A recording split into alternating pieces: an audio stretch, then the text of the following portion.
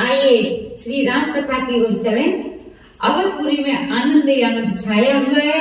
सभी आनंदित हो रहे हैं, मानस का दर्शन करा रहे हैं। दशरथ पुत्र जन्म संकाना और मानव ब्रह्मानंद समाना। दशरथ पुत्र जननी संकाना मानव ब्रह्मानंद समाना। दशरथ पुत्र जननी संकाना मानव ब्रह्मानंद समाना। मानव ब्रह्मानंद समाना। जाकर नाम लेती सुबह होई बोले गया या प्रभु सोई। जाकर नाम लेती सुबह होई बोले गया या प्रभु सोई।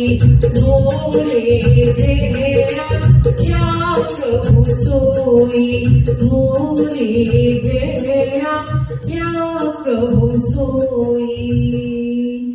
इस प्रकार से दशरथ महाराज आनंदित हो रहे हैं। अवधपुरी में आनंद ही आनंद छाया हुआ है। 6 महीने तक यूं ही बधाई गपती रही, बजती रही, लुटती रही, लुटाते रही सही, वो आनंदित हो रही हैं। विश्ववासी प्रगटे भगवाना और भगत बचल प्रभु कृपा निधाना। जिनका पूरे विश्व में वास है, ऐसे कृपा निधान प्रभु मेरे दशरथ महाराज के यहाँ, दशरथ महाराज के पुत्र बन करके आए हैं, पुत्र बन करके प्रकट हुए हैं मेरे प्रभु दशरथ महाराज के यहाँ। और देखिए एक नाम मेरे प्रभु का भक्त वत्सल भी है। उदाहरण से देखिए, गाय को वत्सला कहा है और बच्चे को वत्स कहा है। जब गाय गौचारण के लिए जाती है, उसका बच्चा छोटा होता है, संध्या समय माँ के लिए रमाता है, बुलाता है माँ को, तो गौ किस प्रकार से दौड़ करके आती है अपने बच्चे के निकट। इसी प्रकार से मेरे प्रभु का भक्त जब आर्त भाव से मेरे प्रभु को पुकारता है, तो उसी गाय की भांति मेरे प्रभु दौड़े दौड़े चले आते हैं। तो दूसरा नाम मेरे प्रभु का भक्त वत्सल है। अवधपुरी में आनंद ही आनंद छाया हुआ है, सभी आनंदित हो रहे हैं। राम कथा भोले बाबा पार्वती मैया को श्रवण करा रहे हैं। भोले बाबा के द्वारा, पार्वती मैया के द्वारा भोले बाबा के मुखारबिंद से ज्ञान गंगा राम कथा के रूप में प्रकट हुई है। सभी आनंदित हो रहे हैं। भोले बाबा ने पार्वती मैया से कहा कि देवी एक चोरी मैंने भी की।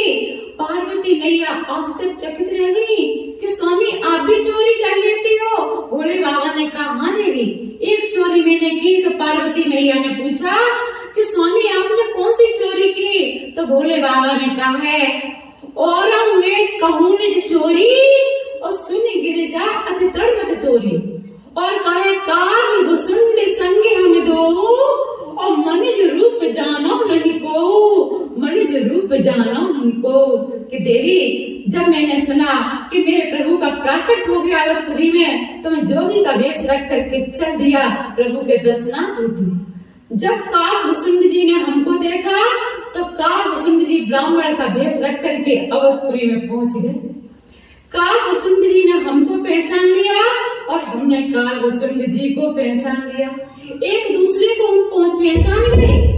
अवधपुरी में आनंद ही आनंद छाया हुआ था। राजा महाराजा के यहाँ दूर दूर से लोग आते हैं। प्रभु के दर्शनार्थ हेतु दूर दूर से लोग आ रहे हैं। और लाइन में लग जाइए, दूर दूर से लोग आ रहे हैं, लाइन में लग जाइए और एक क्षण के लिए प्रभु के दर्शन करिए और आगे बढ़िए। काग घुसुंड जी ने भोले बाबा से कहा कि बाबा ऐसे तो एक क्षण मात्र के लिए दर्शन होंगे जब लाइन में लग जाऊंगा, और मेरी इच्छा है प्रभु के खूब छक करके दर्शन करूं, खूब आनंद लूं और करके स्पर्श का भी आनंद प्राप्त हो। तो भोले बाबा ने कहा ठीक है, मैं काशी का प्रकांड विद्वान ब्राह्मण बन जाता हूँ, हस्तरेखा विशेषज्ञ। काग घुसुंड जी ने कहा हाँ ये बात अच्छी है। और काग घुसुंड जी ने कहा कि आप मेरे गुरु, मैं आपका चेला। भोले बाबा ने कहा हाँ ये बात बहुत सुंदर है, मैं तुम्हारा गुरु और तुम हमारे चेला। भोले बाबा एक चौराहे पर बैठ गए, जोर से डमरू बजाई। आने जाने वालों की दृष्टि भोले बाबा के ऊपर पड़ने लगी। काग वसुंठ जी बुलाने लगे, आइए आइए, काशी के प्रकांड विद्वान ब्राह्मण है, बहुत अच्छा हाथ देखते हैं, हाथ देखते ही तीनों कालों की बता देते हैं। आइए हाथ दिखाइए, अपने ग्रह के बारे में जानिए। एक एक करके लोग आने लगे। भोले बाबा तो नेत्र बंद करके दिव्य दृष्टि से सब कुछ जान लेते हैं। कल तुम्हारे यहाँ क्या हुआ था और आज क्या होने वाला है और कल क्या होगा, तीनों कालों की बता रहे हैं, भूत भविष्य वर्तमान की भोले बाबा बताते जा रहे हैं। सभी आनंदित हो रहे हैं। पूरे नगर में शोर हो गया कि काशी के प्रकांड विद्वान ब्राह्मण आए हैं, हस्तलेखा विशेषज्ञ, बड़ा अच्छा हाथ देखते हैं, तीनों कालों की बता देते हैं। पूरी अवधपुरी में शोर हो गया। जब कौशल्या महारानी की दासी ने कौशल्या मैया को बताया कि महारानी हमारे नगर में काशी के विद्वान ब्राह्मण आए, बड़ा अच्छा हाथ देखते हैं, हाथ देखते ही तीनों कालों की बता देते हैं। मैया के मन में उत्कृष्ट उत्कंठा उदित हुई लाला के ग्रह के बारे में जानने की। मैया ने कहा, जाइए ब्राह्मण देवता को हमारे यहाँ भवन में लेकर के आइए, मैं भी अपने लाला के ग्रह के बारे में जानना चाहती हूँ। दासी चल दी ब्राह्मण देवता को बुलाने के लिए। जब दासी भोले बाबा के निकट आई तो भोले बाबा से कहा कि ब्राह्मण देवता हमारे साथ चलिए मैया के भवन में, महारानी के भवन में, क्योंकि महारानी लाला के ग्रह के बारे में कुछ जानना चाहती थी। भोले बाबा ने कहा ठीक है। भोले बाबा चल दिए दासी के पीछे, तो पीछे से काग वसुंठ जी भी चल दिए। दासी ने पूछा कि ब्राह्मण देवता ये कौन है? ब्राह्मण देवता ने कहा, ये हमारा चेला है। दासी ने कहा कि हमारी महारानी ने चेला चपाटियों को नहीं बुलाया है, आपको बुलाया है ब्राह्मण देवता, आप चलिए हमारे साथ, चेला चपाटियों को नहीं। तो भोले बाबा ने विचार किया, चलो मेरे ही नंबर लग गया, ये क्या कम है। और भोले बाबा दासी के पीछे चल दिए। जैसे ही भोले बाबा दासी के पीछे चल दिए तो काग वसुंठ जी ने पीछे से हाथ पकड़ लिया और हाथ पकड़ करके दबा दिया कि बाबा हमने मिलकर के प्रोग्राम बनाया है, अगर तुम अकेले चले गए तो मैं तुम्हारी पूरी पोल पट्टी खोल दूंगा। भोले बाबा ने मन ही मन में कहा कि राम राम, न स्वयं आनंद लेगा न हमको आनंद लेने देगा। भोले बाबा ने अपने कुर्ते की जेब से चश्मा निकाला है और भोले बाबा ने कहा चश्मा को दिखाते हुए कि हमारे भोले बाबा ने चश्मा को दिखाते हुए कहा है दासी को कि हमारी नेत्र ज्योति कम हो गई है क्योंकि मैं वृद्ध हो गया हूँ और हमारा ये चेला है, ये नया है। हाथ की रेखाओं को ये दिखता है, सूक्ष्म रेखाएं होती हैं, उसके बारे में बताता मैं हूँ। तो दासी ने कहा मैं अपनी महारानी को पूछ करके आती हूँ।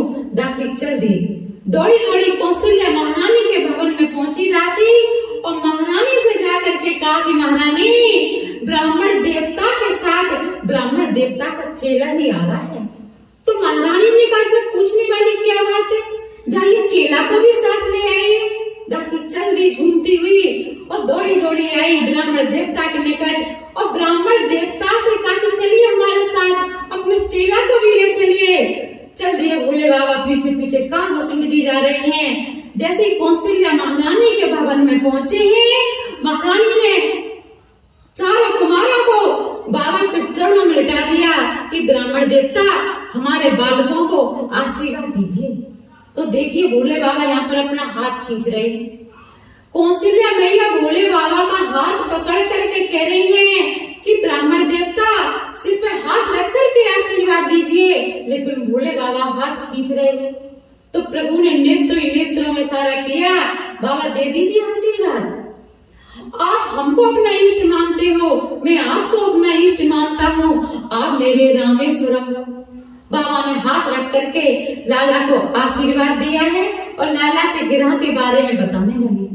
कहा मैया जिसको ये देखेगा वो इसी का हो जाएगा और जो इसको देखेगा वो भी इसी का हो जाएगा। मैया तुम्हारा लाला तो बड़ा अद्भुत है, देखते ही इसमें रम जाएगा और सभी इसमें रमण करते हैं। इस प्रकार से भोले बाबा लाला के ग्रह के बारे में बता रहे हैं और जैसे आगे की बात बताने हुए